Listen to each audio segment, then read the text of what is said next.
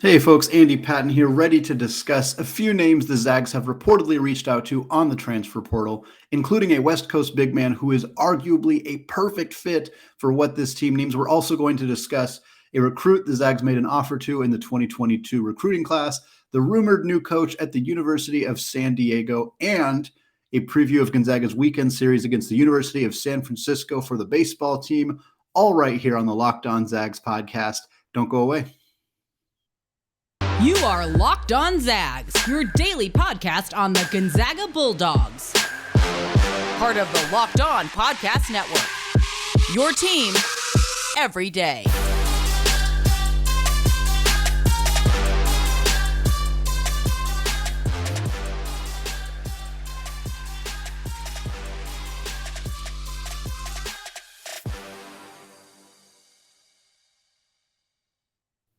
What is going on, y'all? Welcome to the Locked On Zags podcast, part of the Locked On Podcast Network, your team every day. I am your host and longtime Gonzaga podcaster, Andy Patton, here to bring you news and notes from all things Gonzaga athletics. Today's episode is brought to you by BetOnline. BetOnline has you covered this season with more props, more odds, and more lines than ever before. BetOnline, where the game starts. I also want to thank all of you who make Locked On Zags your first listen every day. Of course, those of you who have checked out the show on YouTube as well. We are over our goal of 500 subscribers, which is wonderful. We're going to keep climbing, keep going, trying to get into 4 digits with 1,000 subscribers before the start of the college basketball season. I know it's tough without Gonzaga basketball going on, but I appreciate those of you who have continued to listen and those of you who have hit that subscribe button already. All right, today's episode is kind of a combination of multiple things, mostly talking about the players Gonzaga has been connected to in the transfer portal, what their fit might conceivably look like on this roster. We're also going to talk about a coaching change in the conference and discuss the baseball team, but I want to start talking about the player that I have talked about a handful of times on Twitter already. I wrote an article about him at the Zagaholic.net website. If you have not checked that out, we are talking all things Fardaws Aimaq, the big man from Utah Valley University. He is in the transfer portal. As soon as he put his name in there, he drew a ton of attention. The man is also considering a professional route, and there is a reasonable expectation that he would maybe drop into the second round somewhere in there, or at least get signed to a contract, potentially a two-way deal or a G League, or certainly a professional career overseas. So he is not necessarily tied to staying at the collegiate level. But of course, as we know, unfortunately for schools like Utah Valley, going to a bigger program and having success there is much more likely to lead to an NBA career. And Aimaq had such a remarkable season at Utah Valley last year. He averaged just under 19 points per game. He averaged 13.6 rebounds per game. So we're talking about a guy who basically night in and night out was putting up 20 and 15. He averaged about a block and a half per game as well. The big kicker for all that, he's a great scorer. He's a great rebounder. He's a good defensive player. He's a good, not elite, but good shot blocker. All of that is fantastic. That's a great start. But beyond that, he is also a 44% three-point shooter. Now, he didn't take a ton of threes, about 1.5 per game last year. So he's not, this isn't Corey Kispert coming in and shooting 45% while shooting 5-6 threes per game or whatever it was that he did. This is a guy who maybe takes 1 or 2 per game, maybe 3 in Gonzaga's offense, depending how they would utilize him. But he's a guy who can knock them down at a very high rate. If he reminds you of somebody, there are some similarities to, of course, Gonzaga's most recent loss on the front court, which is Chet Holmgren. He's not as skilled offensively as Chet Holmgren. He's certainly not as good of a rim protector as Chet Holmgren. And again, those are not knocks on Aimaq more than they are compliments to the unicorn himself, Chet Holmgren, who was very, very, very unique and impossible to completely replace with one player. But Aimaq does bring that outside shooting. He does bring that elite rebounding. He does bring good low post scoring, and he would bring decent shot blocking as well. He's not, Gonzaga doesn't have a real rim protector on the roster right now. If Drew Timme returns, he's adequate, but he's not a shot blocker. He's more of just a big body who's got good enough footwork to stay in front of people, but he's never been a particularly good defensive player. The expectation and the hope is that Caden Perry develops into a very good defensive player and rim protector on that end, but he missed the vast majority of his freshman year, and it is difficult at this point to count more on him in that role as a sophomore. Maybe he steps up and does it. I have very little doubt that he's capable of doing it, but missing most of your first year is definitely something that's going to impact him as a sophomore. So getting a guy who can come in, who can contribute right away, who can score, who can rebound, who can block shots, who can shoot threes would be massive. Now, for the record, this is far, far, far from a foregone conclusion. In fact, Aimaq, when he first entered the portal, like I said, I wrote about him at Zagaholic. I was hearing at the time that he was pretty interested in coming to Gonzaga. There was mutual interest on both sides. And then he somehow revealed, through whether it was him or somebody who's close to him, revealed a list of schools that he was interested in, and Gonzaga was not on the list. So at the time, there was some speculation. Maybe this means Drew Timme's coming back. Maybe he just lost it, whatever it could be. Now we see another list that comes out from Jeff Borzello that says, here are the schools he's focusing on. It's a long list. Gonzaga was on it. So was Kentucky, Texas Tech, Washington, Houston, Arkansas, Iowa, Arizona, and Texas. So he's focusing on still a pretty big chunk of schools. So this thing is not necessarily over. It does not mean that he is coming to Gonzaga. Certainly, it's pretty eye-popping to see schools like Kentucky and Arizona and Texas Tech and Houston all top 5 seeds in the NCAA tournament this past year. Iowa, Texas, very good programs as well. So, and Arkansas, who has seemed to be a thorn in Gonzaga's side for the last couple of weeks, something that certainly would be even worse were Aimaq to go there instead of coming to Gonzaga. But I think there's a lot that makes sense here. Now, somebody speculated on Twitter that just like we speculated when Aimaq didn't list Gonzaga, that might mean Drew Timme's coming back. Now that Aimaq has listed Gonzaga again, does that mean that the staff or somebody has an inkling that Drew Timme's leaving? Maybe. I wouldn't read too far into that necessarily, but certainly if Aimaq were to sign with Gonzaga tomorrow and immediately be like, yep, I'm going to Gonzaga, I'm in, I would probably take that as a sign that at least, if not Drew Timme's leaving, it means that somebody else is probably planning to go, because right now, even if you assume Drew Timme's coming back, which is far from a foregone conclusion, but if you make that assumption, you have Drew Timme, Anton Watson, Caden Perry, Ben Gregg, and Braden Huff. That's 5 guys in the front court. You could understand why a player like Aimaq wouldn't necessarily want to come into that mix, but if they know Drew's going to be leaving, they're looking for a starting 5, a guy who can come in, play the center role right away, take over, play 30-something minutes per night, then yeah, I think there's definitely a reason for Aimaq to choose this as his program going forward. I think there's a lot of schools on this list that make a lot of sense for him, so I wouldn't say it's a conclusion, but Gonzaga is a program that proved they can utilize players like this extremely well, and I think he would be an outstanding fit were this the decision that he made. A couple more guys I want to talk about here in the first segment before we move on. Morehead State transfer portal big man Johni Broome heard from the Zags. Now, I want to be clear here. There's a lot of programs that have heard from the Zags, or a lot of players, that have heard from the Zags. Take this with a significant grain of salt. It's not wrong. I don't think that it is a lie, but these things are often coming out from like AAU coaches or from the player themselves or the player's representative. If they don't have agents, but they have friends or family or whatever it may be. And so they're going to try to make themselves look as good as possible. So it doesn't necessarily mean that Gonzaga is hyper interested in this player. It just means that they have reached out. That is the only thing that it means. Now, Johni Broome would be a very nice fit for most of the same reasons that Aimaq would be a nice fit, with one exception. Broome is not an outside shooter. Like, it's not that he's a bad outside shooter. He's just not an outside shooter. He doesn't take outside shots. So if he were on this roster, I don't think Gonzaga would utilize him the way that they utilize Chet Holmgren, the way, the high-low offense. He would be the low man most of the time because he doesn't have an outside shot. He's not a threat to shoot from out there. But he's a 6'10", 235-pound big man who averaged 17 points, 10.5 rebounds, and 4 blocks per game. Again, this was at Morehead State, so some of those numbers probably wouldn't last even in the WCC. But again, 4 blocks per game. And we're talking about an elite level rim protector, a great rebounder, an efficient, highly efficient low post scorer. This is another player who would be a nice fit. Now, the list of schools that have heard, that Johni Broome says he has heard from, is huge. It takes up most of my screen that I'm looking at right now. So I'm not going to read all of them out to you. A lot of the same culprits that we've seen in the past. Arkansas is on this list again. So is Auburn. So is Texas Tech. So is Houston. So again, a lot of the same schools are kind of looking at the same guys here. I'm not surprised Gonzaga is in on this one. Again, I don't know the level of interest on either side, but it makes some sense, particularly if they have a feeling that Drew Timme is going to be out the door, to go find a big man who can score efficiently in the post. And then the final player that has heard from the Zags, a bit of a transition away from talking about the big man. This is a 6'1" point guard from Ohio in the Missouri Athletic Conference. That is Mark Sears.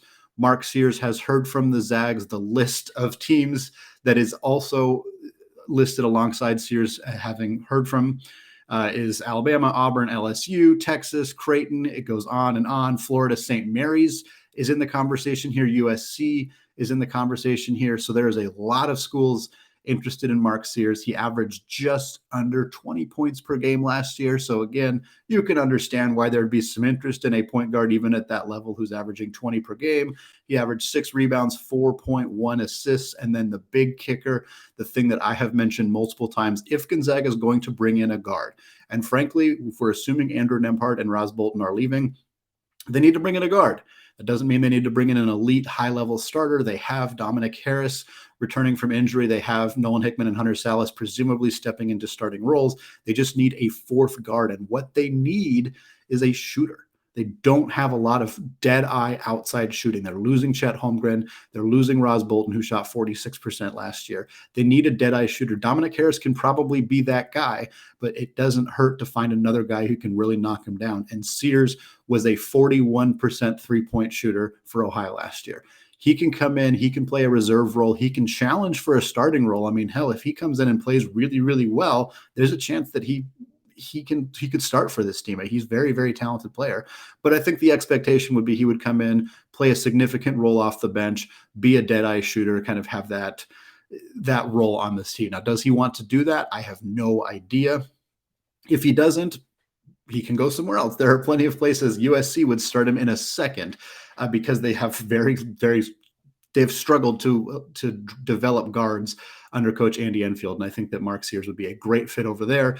He'd be a great fit at St. Mary's with Tommy Kusi leaving. Like, there's a lot of programs where he would come in and start. Gonzaga, I think he would challenge for a starting role, but he may not want to go to a place where he's not guaranteed a starting spot, which is totally understandable and reasonable. So we will see what happens with Sears. We'll see what happens with Broome. I'm very closely following the Aimaq situation because I think it says a lot about obviously what this roster is going to look like next year, but also what kind of players the Zags are currently targeting, which I feel so far that it makes a lot of sense which players we've seen the Zags be interested in based on what we perceive to be their needs next year.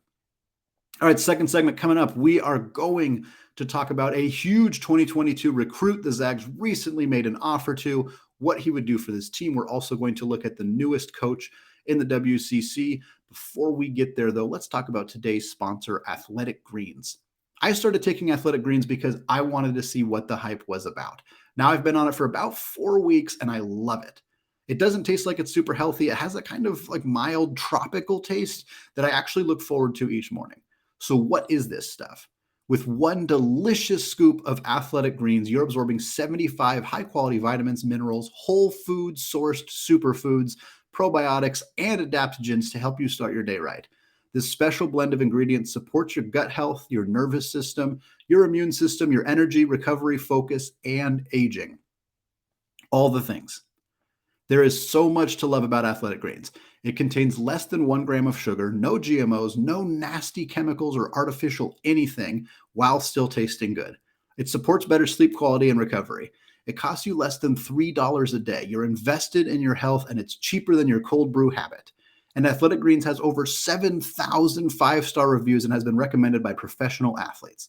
Right now, it's time to reclaim your health and arm your immune system with convenient daily nutrition.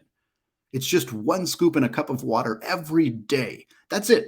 No need for a million different pills and supplements to look out for your health. To make it easy, Athletic Greens is going to give you a free 1-year supply of immune-supporting vitamin D and 5 free travel packs with your first purchase. All you have to do is visit athleticgreens.com/college. Again, that is athleticgreens.com/college to take ownership over your health and pick up the ultimate daily nutritional insurance. All right, segment 2, still Andy Patton, still Locked On Zags, still talking about potential changes to this Gonzaga roster heading into 22-23 season. I want to talk now about Leonard Miller. The Zags have been haven't had a lot of success on the 2022 recruiting trail so far. It's kind of a tough year for the Zags. We've gotten so accustomed to seeing these really high-level recruiting classes with, of course, the tricky trio and Jalen Suggs, Dominic Harris, Julian Strother from 2 years ago. Of course, last year, Chet Holmgren, Nolan Hickman, and Hunter Salas, an elite level class there. We didn't even talk about Ben Gregg, Caden Perry, who are big pieces as well. So the 2022 class hasn't developed. We have Braden Huff, who's going to be a big piece. I'm excited to get more into him as the offseason goes on. I think he's most of the conversation around Gonzaga's 22 class has been how not good it is, and I think that's a little unfair to Braden Huff, who is very good. He's just the only member of the class up to this point, so it's hard for the class to be rated all that high when they only have one player. But again, this roster, so many players could opt to come back. If Strother comes back, if Timmy comes back, if we assume that Salas and Hickman come back, there's just not a ton of room for a bunch of recruits to come in and play right away, which is why we haven't seen a lot of those high-level guys opt to come to Gonzaga. But they have a chance to rectify that. 5-star player in the class of 2022, Leonard Miller. He listed the Zags in his top 8. Now, this was before Gonzaga had offered him, which has happened before. We've seen other programs have done this. We've seen it with Gonzaga before. Ben Gregg was a player who was basically just waiting for Gonzaga to make him an offer. As soon as they did, he said, hey, the Zags are in my top 6. I'm going to announce on this day. A week later, he announced he was going to Gonzaga. Now, for those of you who follow Ben or his father, Matt Gregg, on Twitter, you know that he's been going to Gonzaga games since he was like 5 years old. He has family in Spokane, so he was always set on going to Gonzaga. Does not necessarily mean that Leonard Miller is in the same spot, but I do think that it is definitely eyebrow raising that he listed Gonzaga before he got an offer, and then since then he has gotten an offer. There was 100% a conversation that happened between Miller and the coaching staff after he announced, hey, Gonzaga's on my top 8, and before he got his scholarship offer. So there's got to be some interest here on both sides. And obviously it doesn't mean that it's a done deal, that we should just pencil him in, but they're on the list, and the list is a pretty intense one. Kentucky, Auburn, Oklahoma State, Alabama, Kansas, Providence, TCU, and 2 pro options, the Overtime Elite team and the G League. So he's got a lot of really, really appealing options in front of him.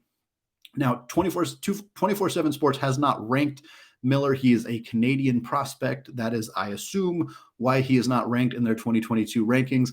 On 3, which is where Tipton edits, Joe Tipton, who is the one who revealed that Miller got an offer from the Zags, On 3 has him 11th. That is really high, really, really high. He is a 6'9", 195-pound power forward. So he is long, he is skinny, he's a hyper athlete. Some places list him as a small forward, some places list him as a power forward.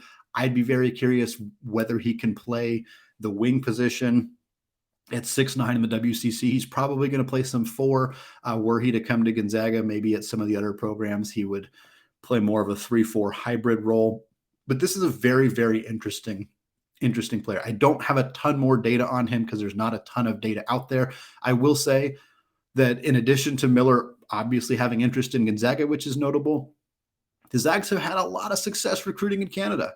A lot of success across the border. Obviously, you have your Kevin Pangos, your Kelly Olynyk, your Mengistu Arap, you have Rob Sacre. There's a lot of players who have come directly from Canada. You also have, a player like Andrew Nembhard, who is Canadian, who considered Gonzaga out of high school, obviously opted to go to Florida and then came back to Gonzaga. So we see Kyle Wiltshire is also Canadian.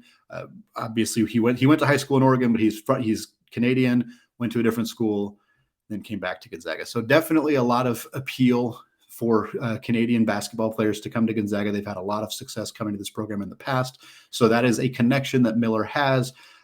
He's not the type of athlete they get very often. 6'9" and super, super athletic is not something Gonzaga has had a ton of in their past, but we've kind of talked about how bigger players, more physical players is something the Zags need. Now, again, he's under 200 pounds, so he's probably going to need to bulk up a little bit, but a guy that I'm definitely keeping a close eye on. He has not made an announcement on when he's going to make his decision, but this is an opportunity for the Zags to significantly boost their 2022 recruiting class and change the outlook of next year's roster somewhat significantly if he were to commit.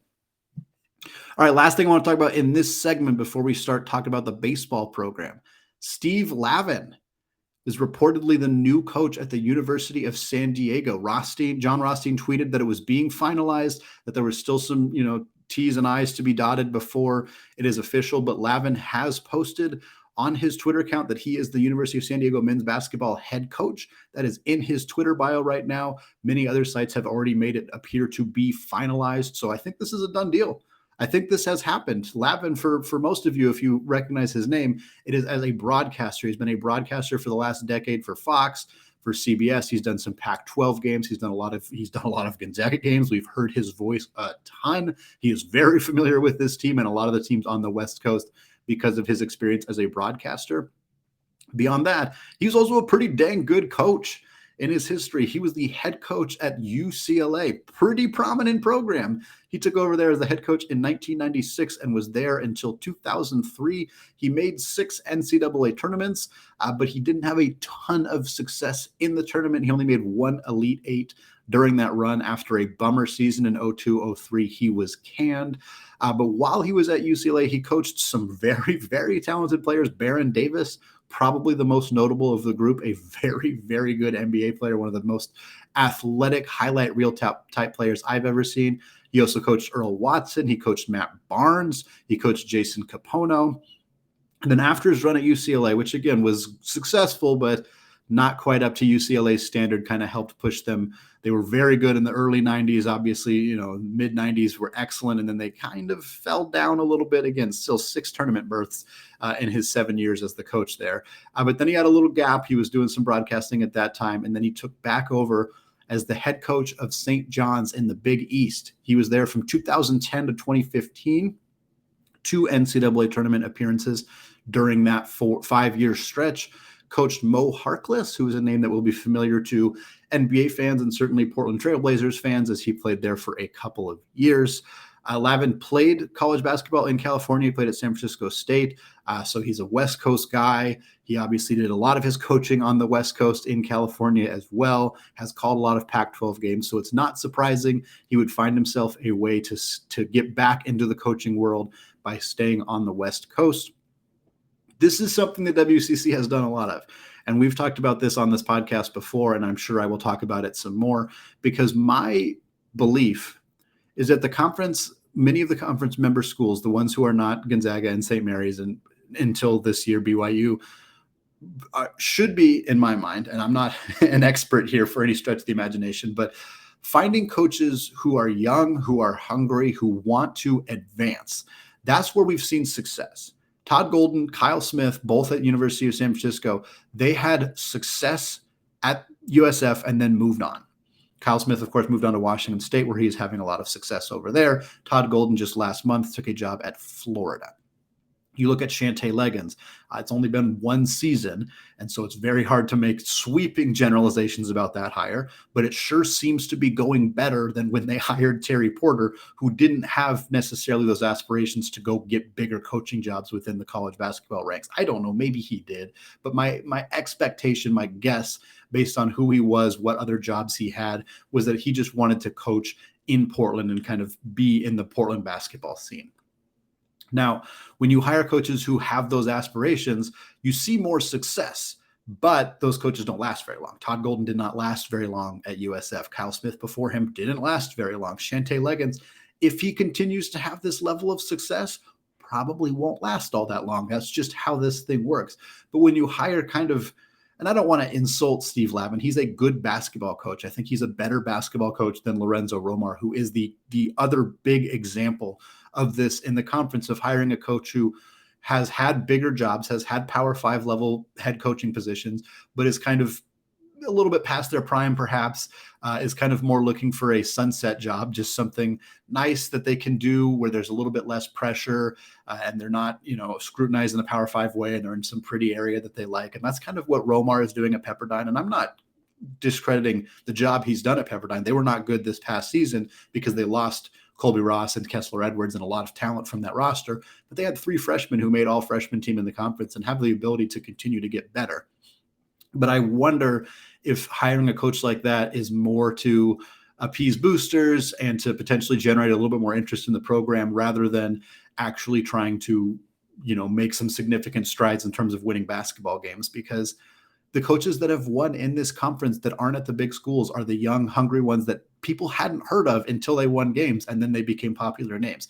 The coaches like Romar, like Lavin, they're not the ones who have really turned these programs around. Now, if I'm wrong and USD ends up being a top 3, top 5 team in the conference because of Lavin, then I will be very happy. I like Steve Lavin. I think he's going to be a good coach. I think he's going to do some good things over there.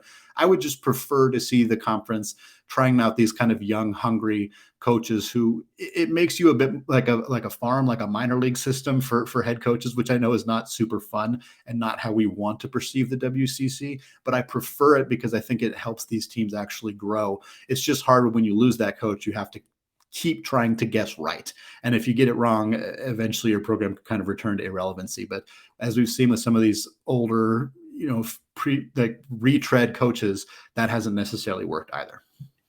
All right, 2 segments down. We're going to come back in the third segment. We're talking baseball. The Gonzaga baseball team had another nice weekend over the weekend. They are now heading into a big series against the Dons of San Francisco. Before we get there, though, let's talk about BetOnline. The 2022 NCAA tournament is in the books with a win secured by Bill Self and the Jayhawks of Kansas, while the Zags unfortunately fell short of the game's pinnacle week. That does not mean fans cannot remain in on the action. BetOnline.net is your number one source for all your betting needs and sports information. From all the latest odds, contests, and player props, you name it. BetOnline remains the best spot for all of your latest sports developments, including podcasts and reviews for all the leagues this season. And it's not just basketball. BetOnline is your continued source for all of your sports wagering information needs, including live betting and your favorite Vegas casino games. Heck, they even have lines on a fight between Will Smith and Chris Rock should you be so inclined. Head to the website today or use your mobile device to learn more about the trends in action. BetOnline, where the game starts. All right, segment 3, still Eddie Patton, still Locked On Zags. We're talking Gonzaga baseball.